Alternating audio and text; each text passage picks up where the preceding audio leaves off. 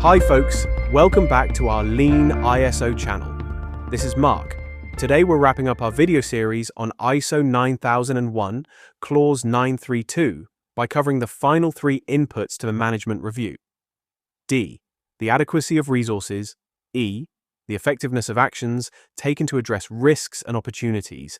And F. Opportunities for improvement. If you are new to the channel, please subscribe to be the first to see our new releases. Let's start with the adequacy of resources. This includes facilities, equipment, and human resources. Too often, this part of the management review becomes a formality. We're good. We don't need anything. But are you really? I frequently see contradictions between what's reported in the review and what's happening on the ground. How come there are 17 non-conformities past due? We're stretched, we'll catch up. Why is the project plan behind? One of our project managers quit and we're trying to recover. These aren't just operational hiccups. They're resource red flags. While writing a formal non-conformity on these discrepancies may be tough, claiming everything is fine while key processes are clearly under strain isn't good business. Let's move on to the effectiveness of actions taken to address risks and opportunities. Before focusing on the effectiveness of the actions, let's define how we define risks and opportunities in the first place.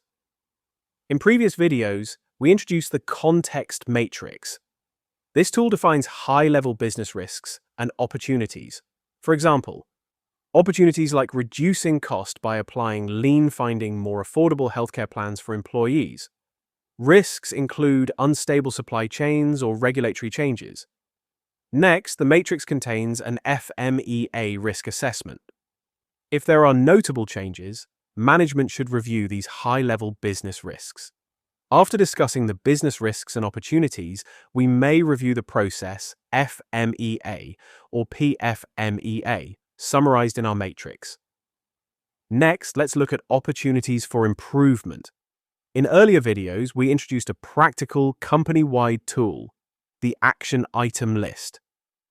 This list consolidates improvement actions generated by management reviews, operational reviews, audits, and other sources. The management review is the perfect place to monitor progress, close the loop on actions, and reinforce continual improvement.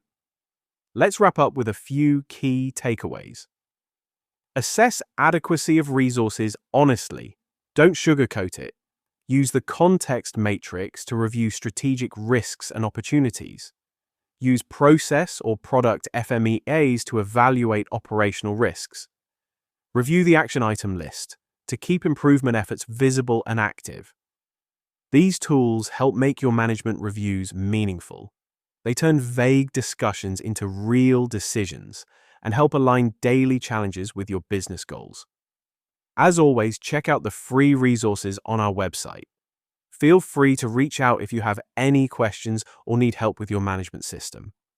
All the forms we discussed in this video, the Context Matrix, FMEA Matrix, and Action List, are free PDF downloads on our website. The link is below. Comment on how you report risks and opportunities in your management reviews, and I'll send you a coupon for a free Lean Procedures Explained course on our LMS. Like, subscribe, and drop a comment if this helped you rethink your system. Until next time.